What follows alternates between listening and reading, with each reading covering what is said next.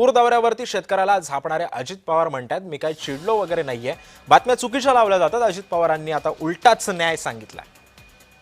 काल पूर परिस्थितीचा आढावा घेताना अजित पवारांना प्रश्न विचारला असता काही शेतकऱ्यांवरती अजितदादा भडकले आणि याचे व्हिडिओज जे आहेत ते सोशल मीडियावरती तुफान व्हायरल झाले आणि याच पार्श्वभूमीवरती आता अजित पवारांनी ही प्रतिक्रिया दिली आहे.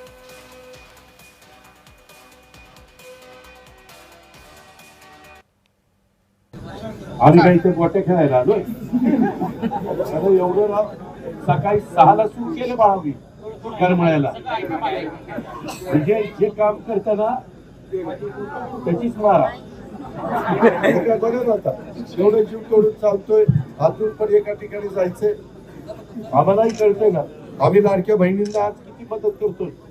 आज 45,000 कोटी रुपये वर्षाला तिथं मदत करतोय. शेतकऱ्यांची वीज माफी केली, 20,000 कोटी रुपये भरतोय.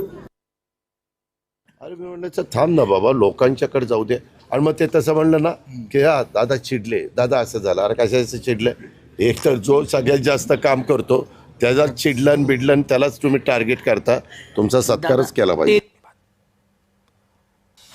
दरम्यान आता अजित पवारांनी या संदर्भामध्ये आता सारवासारव केलेली आहे. पूर दौऱ्यावरती शेतकऱ्याला झापणारे अजितदादा म्हणाले मी काय चिडलो वगैरे नाहीये, बातम्या चुकीच्या लावल्या जातात, असं अजित पवारांनी आता सारवासारव केली आहे.